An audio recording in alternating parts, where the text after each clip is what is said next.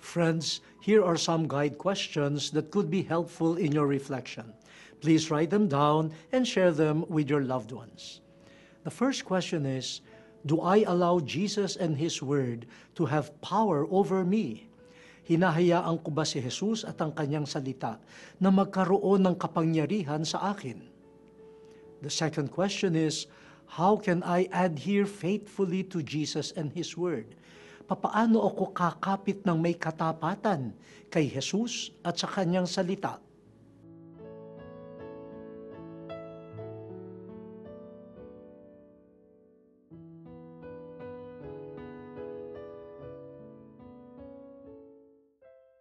Heavenly Father, we praise you for your goodness.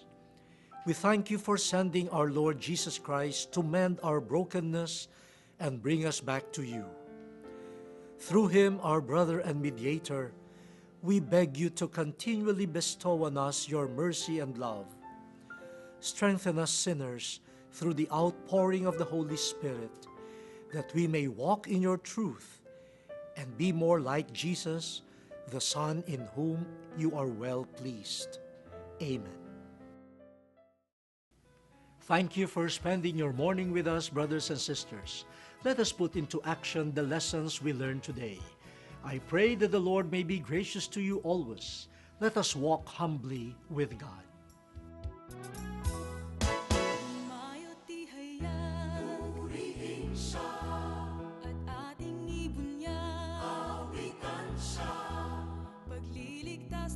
Nasa krus ni Jesus, ang siyang sa mundo'y tumubos.